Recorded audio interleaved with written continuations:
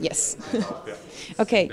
So the Greek Parliament has just agreed to a reform package, and would you like to give us your opinion on that package? It's part of a program that was designed to fail. We have a broken down economy in a Great Depression. And if you look at the last few bills that have gone through Parliament, what they do is they actually reinforce that depression. So let me give you an example. We have a serious problem of a banking system which, due to the depression, is replete with non-performing loans. So what is this new package that went through the Parliament doing about that? It is making it easier for the banks to foreclose and auction off homes. But there is no market in Greece because of the same depression. So how is this going to help the banks? It won't help the banks. It will simply create a great deal of discontent amongst the weakest of citizens, which will make it much harder to effect reforms at other levels of the social economy. Could you put a time frame on those events that you just predicted? Well, one should never predict an event and give a time frame if one cares about one's reputation as a predictor, right? But no, I think that within the next few months we're going to see the social discontent rising to such a level that Greece, unfortunately, is going to return to the headlines. The second question was, considering your own political career, there have been reports of you building up a pan-European network. What is going to happen next in your political career? Well, actually, I don't believe in political careers. Personally, I don't think of myself even as a politician. I don't see it as a career. But I see a great need in Europe to learn from what happened in Greece, because Greece is just a harbinger of things to come in Europe. It is simply the canary in the mine.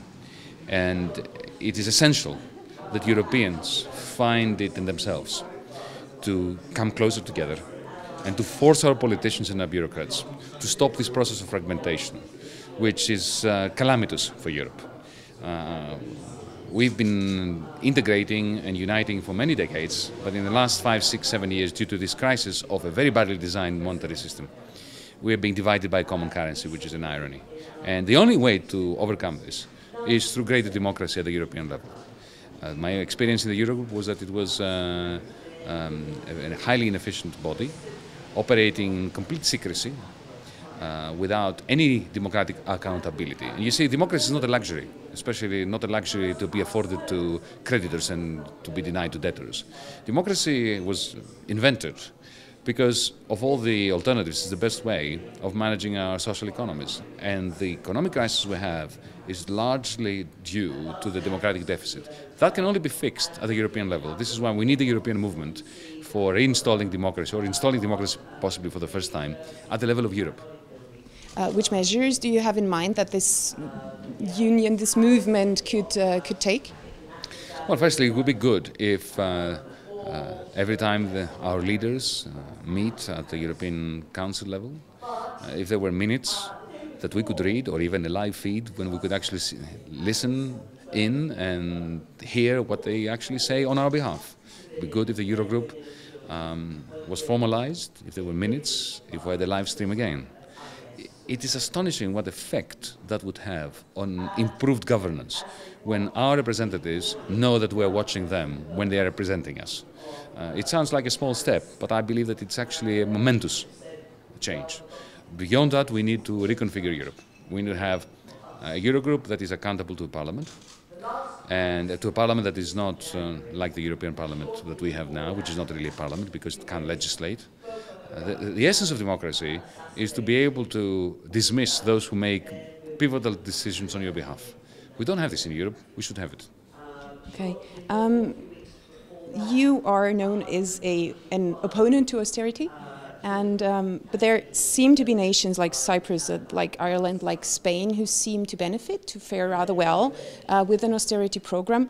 Is Greece different in that way, or is it not working for any of them? Austerity doesn't work. It doesn't work in Greece, it doesn't work in Cyprus, it doesn't work in Spain, it doesn't work anywhere. If the Spanish crisis has been milder than the Greek one, or the Cypriot one even milder, it's because austerity in Cyprus and in Spain was much, much lower, a fraction of the austerity we had. We in Greece are the champions of austerity. And the reason why we collapsed was because austerity was so huge. So, look, austerity is neither here nor there. To put it very briefly, when the private sector is reducing its expenditures, and at the same time the state sector does the same, the sum of private expenditure and state expenditure is national income. So national income will shrink faster. So if your problem is that your income is shrinking faster, austerity, that is shrinking state expenditures in the middle of a crisis of the private sector, is simply not going to help. To put it differently, in cases like Greece, Spain, during a crisis like that we have in the Eurozone, if the government balances its books, households won't be able to. If we consider the past years, the financial crisis on an economic level, the refugee crisis now as a political issue, in your opinion, is the EU failing as a concept in itself? The European Union is an amazing achievement of European peoples. Unfortunately, from an institutional point of view, it is a complete and utter failure. There's no doubt about that. You only have to string together the words European foreign policy to end up with a joke, or European social policy, non-existent, or European security policy, doesn't exist.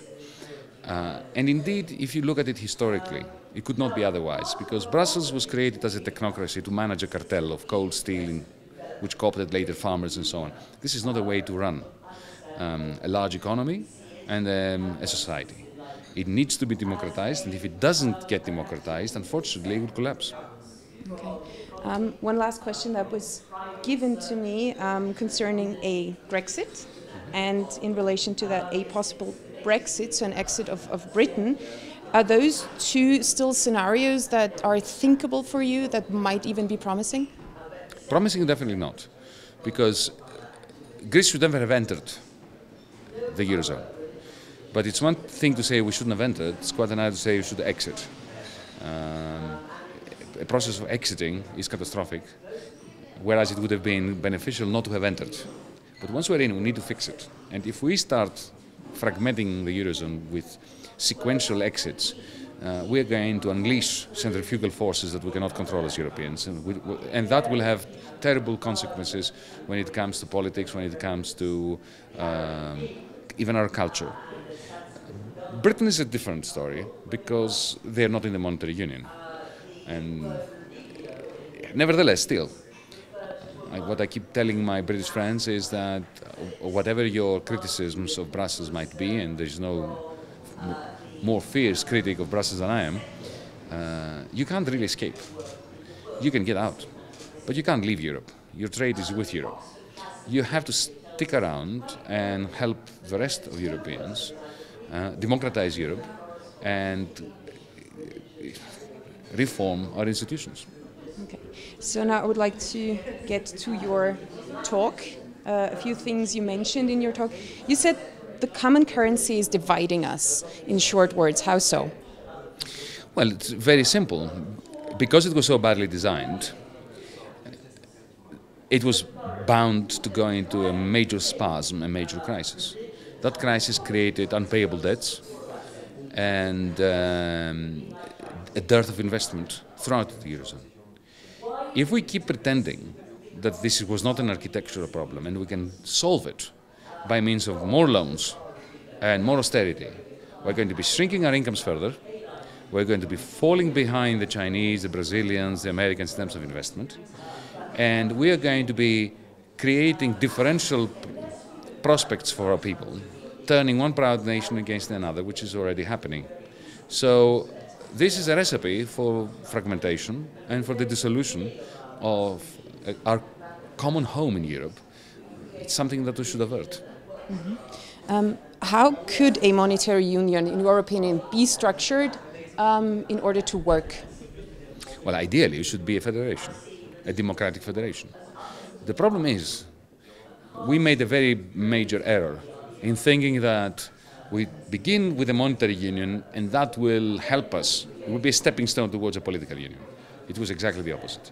Because when you create a monetary union, which is very badly designed, then its failure makes a political union even harder.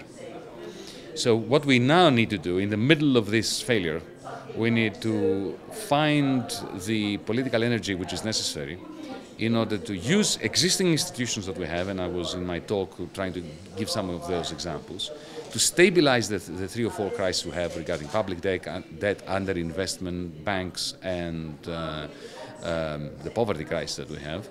Stabilize those crises in order to create the political momentum necessary to construct the political union, the democratic political union, which is consistent with shared prosperity for Europeans.